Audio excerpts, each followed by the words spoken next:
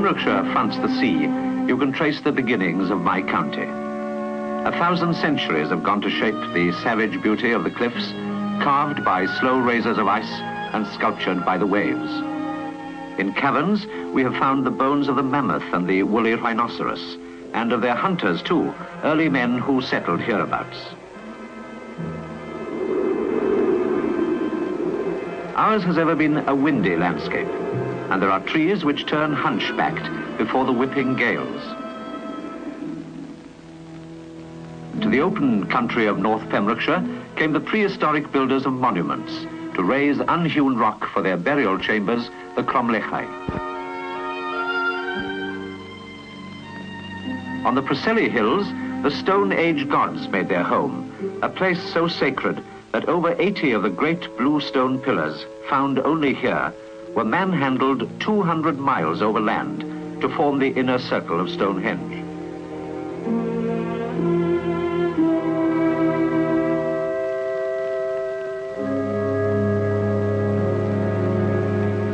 In the Preseli Hills too, traces remain of townships standing before Christ walked in Galilee. When his word spread, it came here before it came to Canterbury. It will have been some early Christian who in Latin still asks us to make fervent prayer for his soul. Nicked on the side of the stone, a Celtic inscription in the straight lines of the ancient Ogham alphabet. Tall Christian crosses bear the Celtic plaited design, thought to symbolize eternity. Here, in the peaceful churchyard of Nevern, a severed yew tree bleeds, reminding us perhaps of the bloodshed and fire which drove the Celts to the harsh bogland of the north, refuge from the relentless Norsemen. Finding a haven to winter in, the invaders called it Milford, and the Norse tongue echoes again in the names of those rugged offshore islands, Stockholm, Skomer, and Grassholm.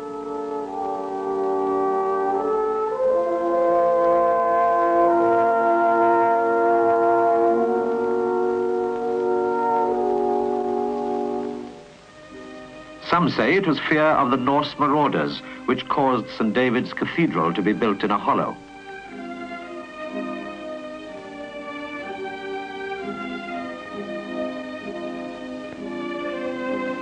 Pilgrims to the shrine of St. David often came by sea. This Misericord, with its seasick travellers, makes no doubt of their tribulations. The pilgrims came to worship before the relics of the saint, now treasured in a casket behind the high altar. Pilgrims of quality would be offered hospitality within the bishop's palace. They flocked to St. David's as if to Rome, for it was decreed that 2 pilgrimages here equaled 1 to the holy city itself. Then, as now, the Landsker, a no-man's land of hill country and swamp, divides the county. The open belfries of the churches in the north contrast with the tall southern towers, first set up by the occupying Normans as lookouts against rebelling Welshmen. The Normans, too, made Pembrokeshire a county of castles. Manorbier, Kilgarran, Narberth, Benton, Haverfordwest, Roach, and impregnable upon its rock, Pembroke. In such a setting, a Pembrokeshire pageant can bring the past alive again.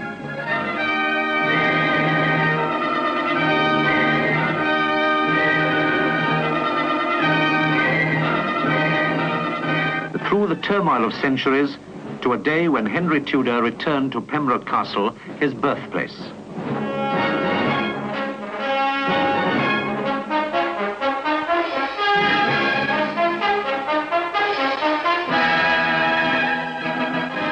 From here, Henry set out on the long road to Bosworth Field and the crown of England.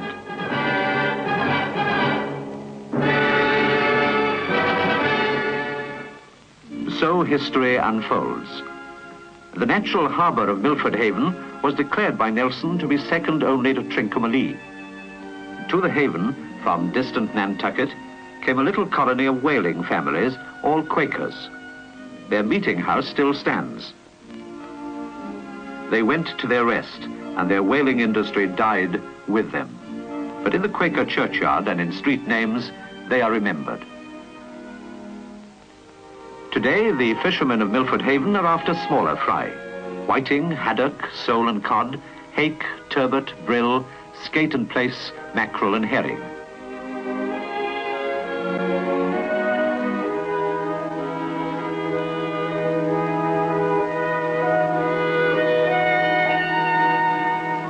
Seven days a week, 52 weeks a year, the fishing vessels are about their business.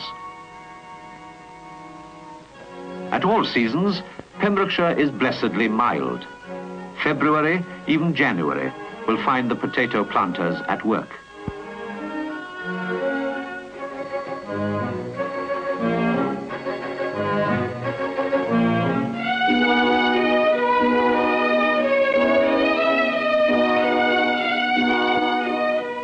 Now the foresters are out, transplanting the young conifers.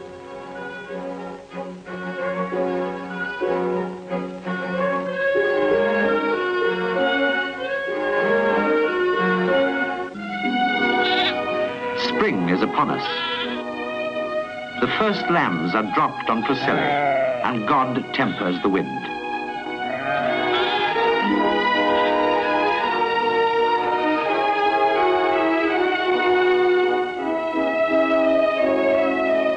The wild ponies, too, feel the spring fever.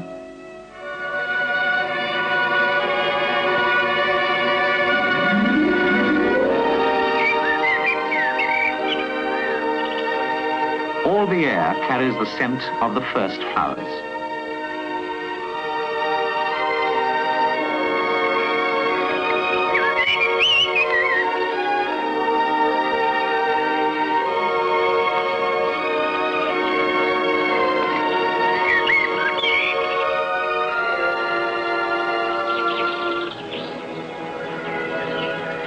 The rock plants, too, have blossomed.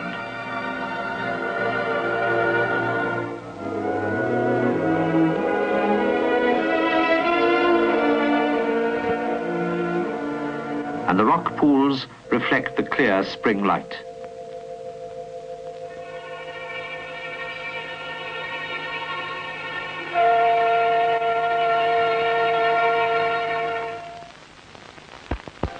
Come at this season along the cliffs or to the islands.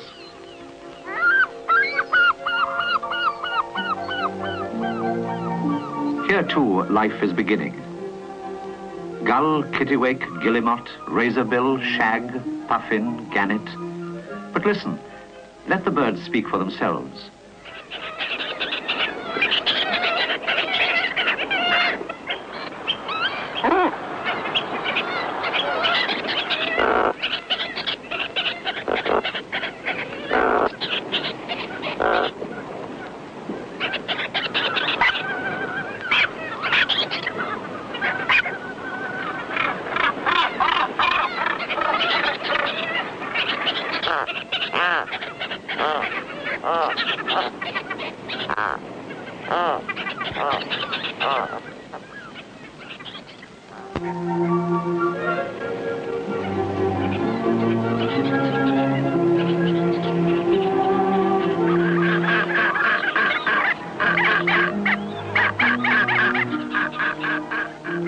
So the seabirds in their thousands find sanctuary. But besides ornithology, Pembrokeshire provides for the students of other ologies. Thus biology and nature study for those who attend the Field Studies Centre at Dale Fort.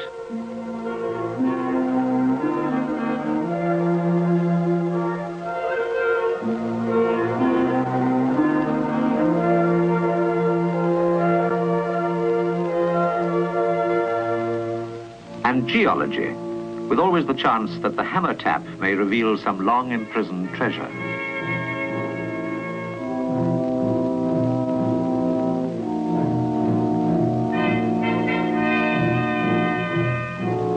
And archaeology too, sifting and interpreting the sherds of the past in earthwork hut circle or burial barrow.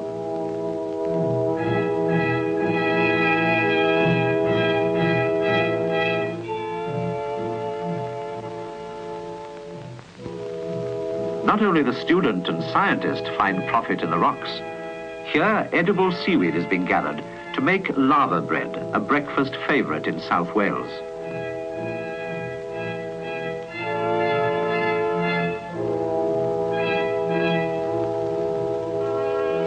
On the River Teivi, you find a survival from the past, seine netting for salmon.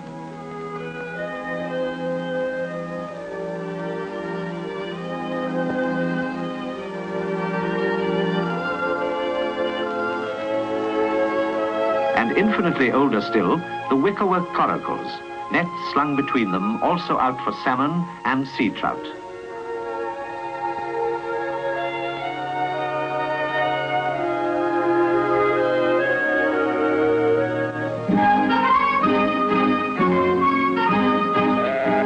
The coracles come in handy at Kenarth, where a plunge into the river washes the sheep before shearing.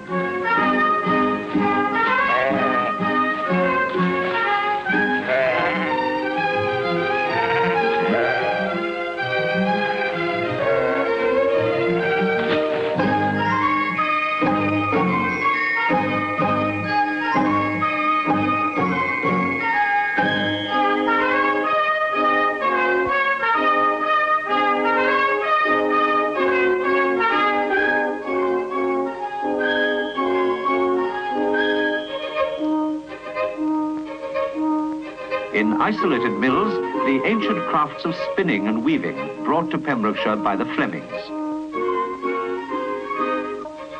Tweeds and blankets are in demand, but new apprentices to carry on are hard to find. The wood turner will still shape you a spoon. But for other handicrafts, we must cross over to Caldy Island, where the monks of the Cistercian order provide for their own needs and for worldly ones too.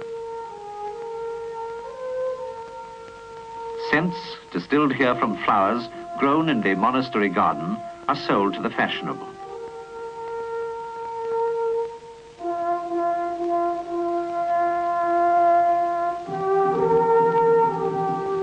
Once a year, a coal boat from Swansea comes to the island, and the brothers get down to unloading her.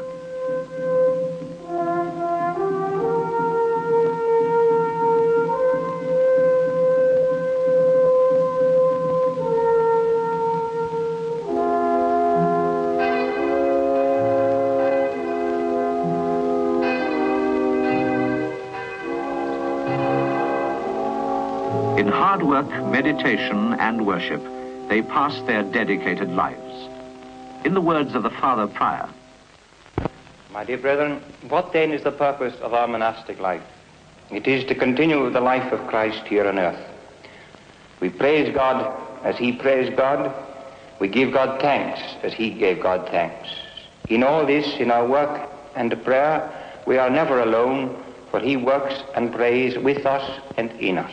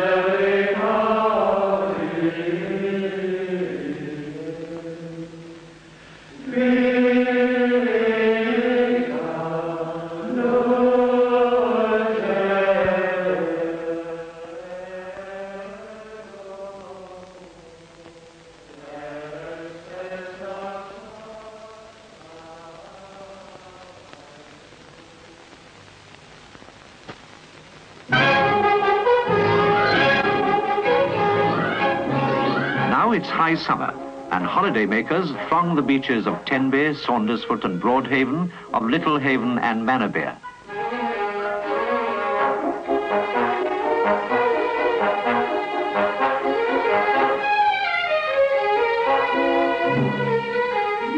mess about in boats at Milford and Solva, Tenby, Saundersfoot, Fishguard and Dale.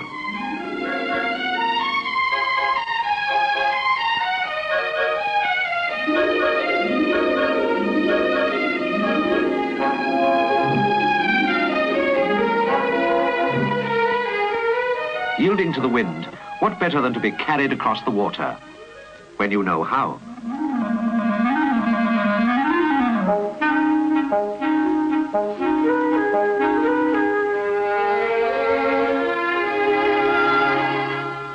The aqualung divers, whose dive is hardly elegant.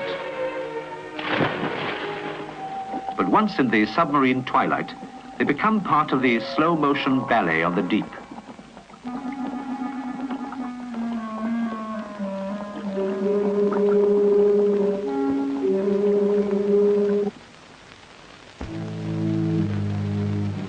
The more brilliant the sunshine, the more the caves strike chill, awing visitors with their sudden gloom.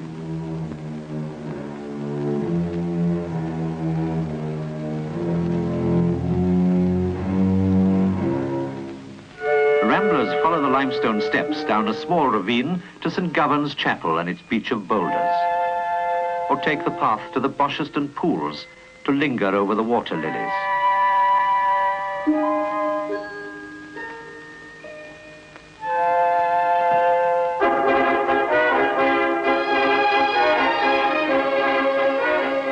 Every year, the county show draws the crowds. The sturdy Welsh cattle parading past seem to know they're worth looking at.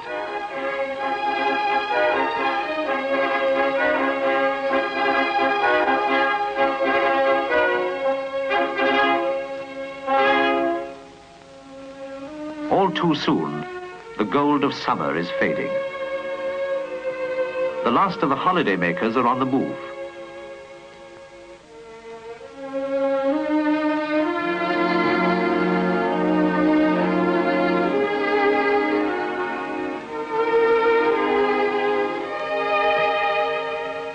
Pembrokeshire is left to its own devices.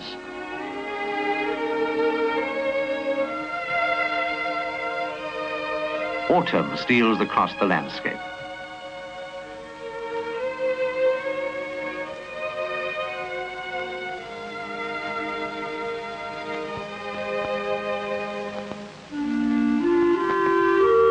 All the year round, the bird watchers miss nothing.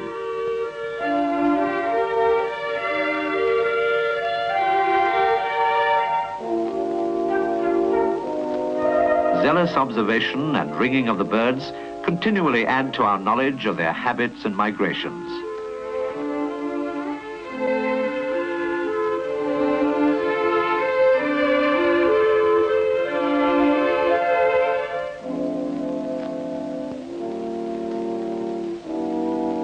Above the upper reaches of the Cleddau, the ducks are flying.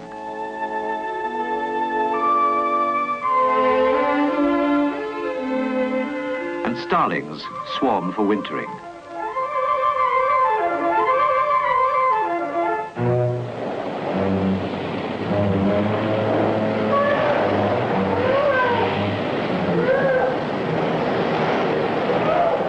To the surf of Ramsey Island comes the Atlantic grey seal to drop her single calf upon the lonely beach.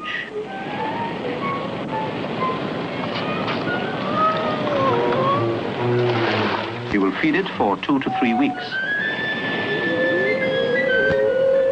Soon the calves will be wandering, perhaps to Ireland or to Brittany.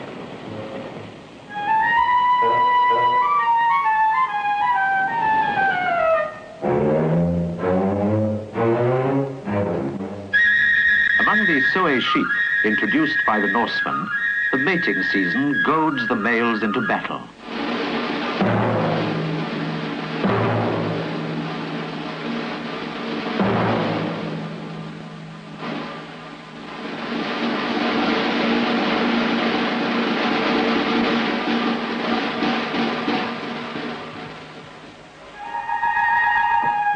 From the northern slopes, the flocks are brought down each winter to the plains of the milder south. This is the time for plashing the hedges.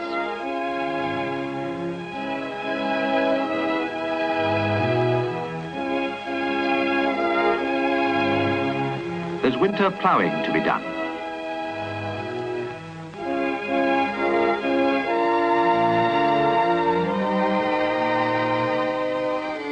At the end of the day, we relax with a pint.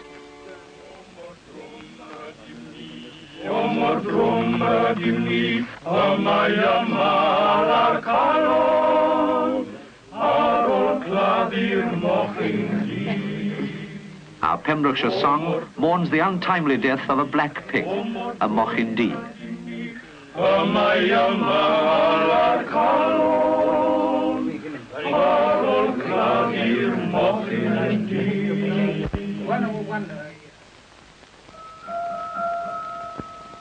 Suddenly there's a dust of snow on Preseli top. Like a Christmas card it is.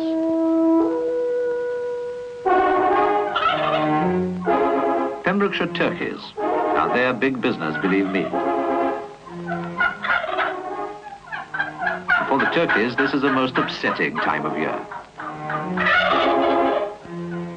A Christmas card or a tax demand? Never mind, everyone likes to see the postman in the lonelier villages. At Haverfordwest on Boxing Day, they ride to hounds.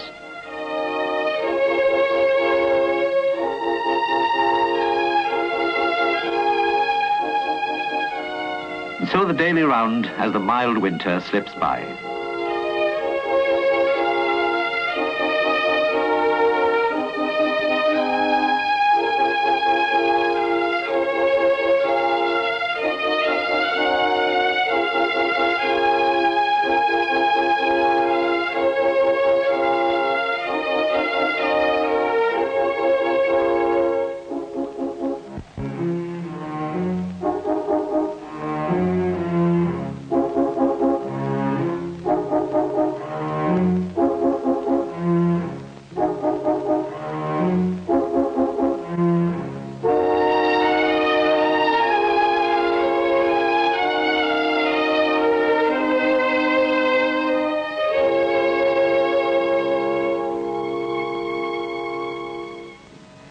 The children gather for their service at St. David's on the 1st of March, which is St. David's Day.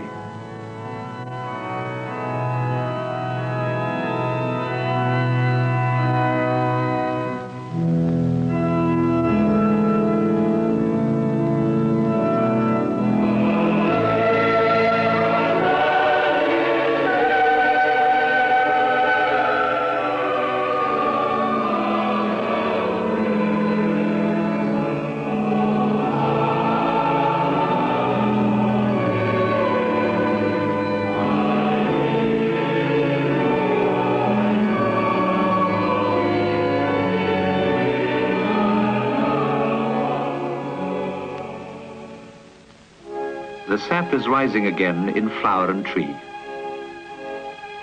Again the streams run full and clear. Again the sunny bays are bright with gorse. The year has come full circle. At the tug of the moon, the rollers course towards the beaches that have known the print of saint and king and ordinary folk.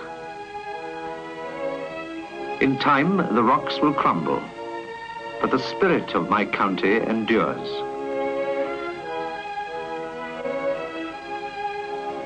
Blessed with such beauty under a gentle sky, time lies easily on Pembrokeshire.